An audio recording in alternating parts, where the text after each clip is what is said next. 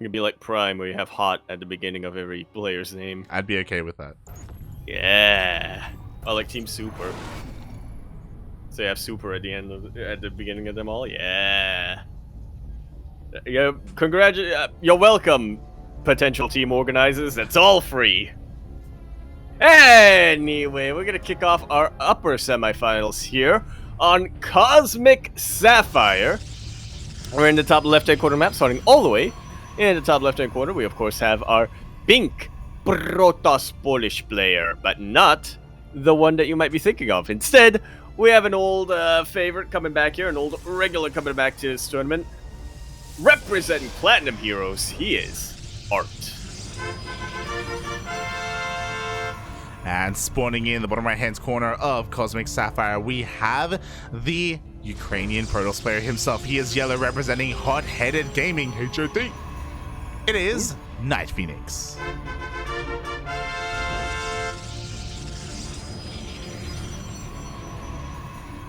You know what? Before we had Cristiano, before we had Geralt. No, wait, Geralt was first. Never mind. I was gonna say we had ArT as the original Polish Protoss player, but I think he is the second edition. Or the second generation. Yeah, ArT has a long-standing history here in the Sparkling Tuna Cup. He's done really well for himself. He was absent these past couple of weeks, and in his absence, Cristiano has risen up. But I guess maybe there can only ever be one, you know? Cristiano isn't here, and ArT shows up. How do they determine that at the beginning of a week? They have a show match. They host their own show match. Who's gonna play in one weekly? Let's find what weekly. Let's find out. That's organization for you.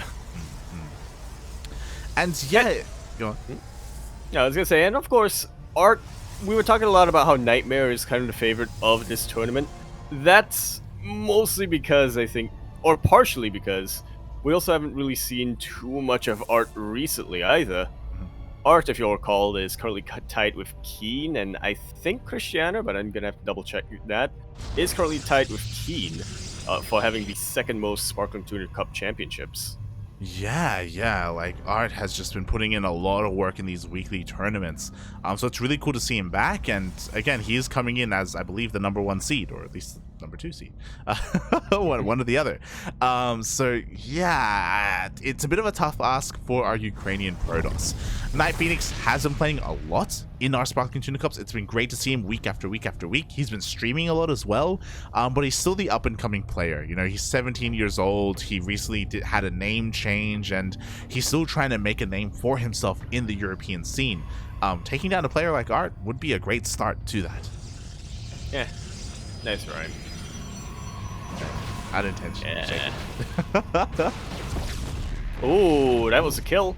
Not a cancel on that shield battery. Shield battery, yeah. Yeah, so that's good. Nice little start. Yeah, nice start already here from NightPhoenix. We do have a double Stalker versus double Stalker opener so far for the time being. ArT is being a little bit more defensive. You know, he has a couple of sentries here for hallucinated scouts and to help out with a couple of force fields, but Nightmare is going to be that much more aggressive as he has a couple of adepts looking to try and slip on by and get into the main. Yeah, oh, they're targeting down the sentries immediately. I love seeing that. It was a high energy sentry at that. And of course, behind this, NightPhoenix did get that Stargate first, and he is sending an Oracle across the map. Eventually going to meet up with a second Oracle as well. Yeah, bearing in mind that ArT did go for a Haluk Scout, and he did confirm the opener. He does know about the tech, so he does already have a small force ready and waiting in that mineral line for that Oracle. Yeah, get it. Oh, no! Oh, man. One more Stalker in that volley. Would have been enough to end that Oracle, but NightPhoenix is able to keep it alive. Does get a little bit of scout into the main base here, although I'm sure he would have loved to have gotten a few probe kills to go with that as well. Yeah, now as a result, NightPhoenix, I would say, is behind. Sure, he was able to get a sentry, and that was nice, but he's behind when it comes to the tech. He's behind when it comes to the probe count as well. He invested into Oracles to deal damage, and they just haven't been able to pull it off. But now we have a second Oracle, and at least the first one was able to survive and regain those shields. Yeah, we'll be able to survive a couple of shots once again. Man, ArT is so prepared for all of this. He knows for sure the Oracles are going to dip back in, and as a result, he's only lost 2 probes so far to this double Oracle harass. And both of those Oracles are insanely low on hull damage. I've taken so much hull damage. Oh yeah, definitely, definitely. So NightPhoenix is going back to the drawing board. Again, at least he has both Oracles still alive, and oh my god, I don't know if he's going to be ready for this, as we do have a Dark Shrine on the way for ArT. It is here in the main base. Looking at the vision of NightPhoenix, he hasn't been able to scout this yet, and the Oracles end up leaving, so he's in the dark. Thankfully, he does have the ability to have detection with that revelation. Yeah, I was going to say, it's a good thing he kept these Oracles alive, because he's going to need them very, very shortly. Yeah, maybe we're speaking too soon. Hopefully he doesn't lose them. He doesn't realize how important these Oracles actually are. Yeah. He has a recall available to him if he needs it, but again, this is going to depend on a lot of... Whether he utilizes it depends on a lot of factors, like whether he's able to scout the Dark Shrine or not. So far, he hasn't. But again, both Oracles still alive. They are still alive, but the first 2 DTs are being morphed in. They're going to be headed across the map, as we do have a proxy pilot here towards the south for ArT. NightPhoenix is also pushing out with his own Blink Stalkers. Again, Blink is done for both players. They're both taking their 3rd bases. He is leaving his bases vulnerable, though, as he goes for this counterattack. Yeah, I do think he'll be able to get quite a bit of damage done here. I mean, that was a nice snipe on some of the buildings. I say that, but I didn't account for the sentries and potential Guardian shells that we'll have available for him. The DTs come in, and they already get a decent number of workers. Oh no! Quite a lot of workers. Yeah, exactly. 8 drones go down. There's 1 more DT here at the natural. There is a revelation. In the end, NightPhoenix will clean this up, but we have another DT at the 3rd. 1 for each base. Nicely done here. Nicely done here by ArT. Yeah, even though ArT's 3rd base was later, because of all that damage, because of all the chaos that was being caused between the bases of NightPhoenix, ArT is well ahead when it comes to the probe counts. And NightPhoenix now has to try and come back some way, in some form, as a 4th DT shows up. Are those Oracles out of energy? Now they are. Oh man, and 1 DT is warping in, light. Or the cannons, there's no forge. The forge is being warped in now. But ArT decides that it ain't worth it. Yeah, he gets shooed away, so thankfully NightPhoenix doesn't have to deal with this DT for the time being, as it does rotate back around. Pylon is going to be cleaned up, and what NightPhoenix lacks in probes, he makes up for an army. He's still making more probes, though, and he's investing into these cannons, so it does feel like he's still a little bit on that back foot. Yeah, he's definitely not all in by any means, and there is potential for him to catch up, but like you said, he's got the bigger army. He needs to utilize it somehow to get himself back on equal economic footing. Yeah, I just don't know if he can, as we have another DT slipping in, and this forces a reaction out of NightPhoenix. Can he turn around? He does turn around with at least his Oracles. He can get a revelation on this, but can he even deal with it? Looks like he barely can, and he has to find more damage with his army. And utilizing those Oracles here is... using up that Oracle energy here is actually pretty... It's not something you want to happen right now, because those Oracles, of course, you want those stasis wards, you want those potential, even the DPS later down the line, to help in your attacks. That was a kill on the Nexus, I believe. Yeah, that was a kill, but speaking of killing a Nexus, a lot of the Stalkers of NightPhoenix get killed in the process as well. ArT is able to just clean up that army, but he doesn't go for a counterattack, and he's trying to rebuild that fort. May as well. I mean, he was ahead economically, but behind in terms of army in 1 defense, in 1 attack from NightPhoenix and 1 defense from ArT. He was able to get himself ahead on both aspects. Yeah, and the army of ArT actually misses the Oracles. They slip in between the bases at the same time. NightPhoenix, he keeps on pushing on forward. He will not get another Stalk. He gets 1, doesn't get a second. Oh, loses a couple more in the retreat.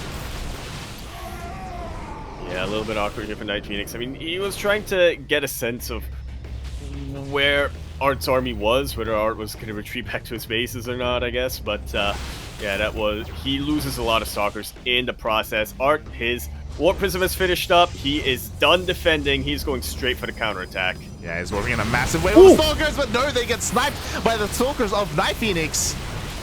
And just like that, NightPhoenix has a chance, but I don't think he should stay in this fight. any longer than he needs to.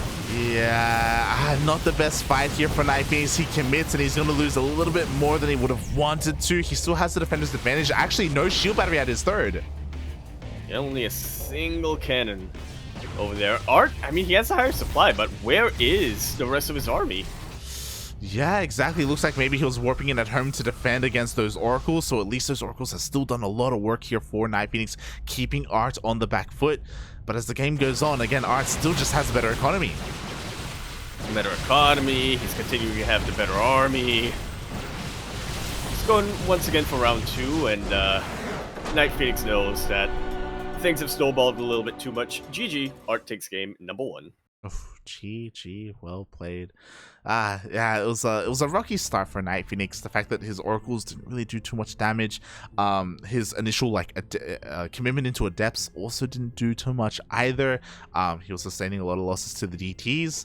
A rocky start there, and when it comes to PvP, like it goes to show how important scouting is here and being aware of what kind of tech your opponent is going for. Yeah, one player scouted, and the other didn't. Power you can guess which one won. The power of the century, you know? Yeah. It's pretty good. So I wasn't too worried for ArT about the oracles at the start. Not because he was able to scout with the Haluk, just because, you know, sentries. They had some insane anti-air. He really did. Now we're loading into game number 2. Game number 2 is going to be on Moondance, and I'm also just reminded that, yeah, we actually haven't been able to see too much of this map either. We got Waterfall pretty early on, but I still can't believe. Yeah, we got. That was like game 1, right? It's PvZ. Yeah, it's crazy. So now we're just missing Stargazers, I believe. But regardless, we are going to be continuing our best of 3 semifinals here on Moondance. It is a PvP, and in the bottom right-hand corner map, spawning all the way in the bottom right-hand corner, we have our pink Polish Protoss player coming from the land of Poland. He is, of course, going to be representing Platinum Heroes as well as 2016 Zest here. He is ArT. And spawning in the top left-hand corner of Moondance, we have the Ukrainian Protoss player himself representing Hot-Headed Gaming, HOT. It is NightPhoenix. Right. HOT? Yeah, I got a question for you. HOT or... yeah. I got a question. So the clan tag is HOT. Yes. But the initials are HHG. That's what messed me up. So what do we do? Just switch it up, you know? Yeah. Keep them on their toes. Yeah. Make sure they never know what to anticipate. Yeah, what's coming. Although I'm probably gonna forget and just do HOT by default. I mean, I love saying it. It's great. HOT. Hey, there's too much repetition in HHG, you know? Yeah. I agree. Now, if it was GGG, that'd be appropriate repetition. Yeah, I guess speaking of those team names, you know, a bit of a reminder and as to why Nightmare is now in Team GP is that Team Envy have kind of closed their competitive door, or their pro roster, I should say, and they actually recently announced a clan. I don't believe they're paying their players, but like they still have a clan going on instead. Oh, that's pretty neat. It's nice to see that still continuing in some way. I know the owner of Team Envy just really wants to be involved in StarCraft 2 in some form, but yeah, it's no longer feasible for him to actually support that team anymore. Yeah, I believe Percival and Spear are a part of that, among many others. Yeah. He did buy Creator a car though, just before he disbanded the pro team. Oh no! Is it like, why is the team going under? Well, we did invest into a car just for Creator. Oh no! Yeah, it's actually the team car. It's just that Creator's the chauffeur. Ay. But congratulations to Creator for getting the card. Condolences to his team. As the game is getting underway, and I don't know if you noticed, but neither player has expanded yet. Both players are going off of one base. We do have NightPhoenix going for 3 gateways in total. A lot of production here. ArT on the flip side, sticking with 2, still getting his third, and actually going straight for a robot. This is smart from our players here. As a very wise man once said, why would you expand in PvP? Yeah. PvP, you expand, you die. And ArT is scouring around the edges of the map. Oh my god, can he shut down the proxy? Oh. I think he sees it, but yeah. I think he also senses that something is coming his way. He would much rather retreat to a more defensible location and reinforce himself with the rest of his army. The reason why he knew something was coming his way, he hallucinated, scouted across the map. Yeah, this is why you need vision, people. It's why you need vision. We have the War Prison going across the map as well. I do want to give the advantage right now to ArT. So NightPhoenix is basically going for a 1 base 4 gate all in with Blink. Bear that in mind. ArT is stuck on 1 base with 3 bases, and with Immortals defensively, as long as he has shield batteries, like, he's gonna be fine, especially with sentries on the ramp. Blink may complicate things. Like, there's always micro potential available here for NightPhoenix, but it's gonna be a close attack and close defense. Yeah, if ArT opened up differently, or he just didn't get that robo facility, I would 100% give the advantage to NightPhoenix, but alas, we are in the game that we're in right now. Immortal is now out. There are no shield batteries, but look at that use of the force field. This is just before Blink is finished for NightPhoenix as well. There are so many gateways, though, and so many stalkers coming this way. The second robo, or the second Immortal, is only now being chronoed out. Behind all of this, NightPhoenix has just lost his entire mineral line. Yeah. That War Prison basically forced NightPhoenix completely 100% all in. The second Immortal comes out, even without the power of the shield battery. It's too much. GG gets called, and ArT takes game number 2 and moves on to the grand finals.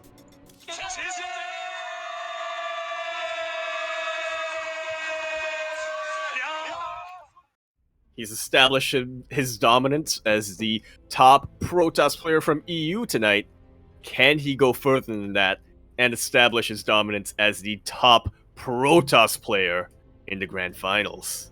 Oh, we'll see if he can pull it off, mate. We are going to be hopping over to the land of the Americas here, as ArT and Nightmare are going to be facing off. But I want to give a shout out to NightPhoenix, because again, he put up a really strong fight, and there were even moments here where he was looking quite powerful as well. Just here in game number 2, it did feel a little bit like a build order loss, like a little bit, yeah. Yeah, like being forced all in and pushing up a ramp into sentries and Immortals, like, and shield batteries were on the way as well. Like, it was a tough ask.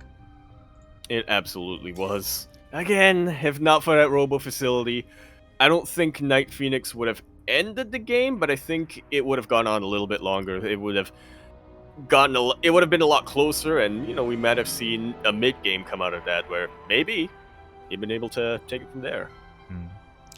Yeah, maybe. Regardless, GG, well played. Congratulations to ArT for advancing onto the grand finals, and I hope we get to see more of NightPhoenix in the future as well. Yeah. We didn't get to cast it ourselves, but it was really cool to see him even go to the ace match against Miyamika before that. Go to the ace match against Miyamika, take out Beastork. I mean, NightPhoenix has definitely gone through a bit of a PvP gauntlet, plus Miyamika. Oh yeah. Not easy.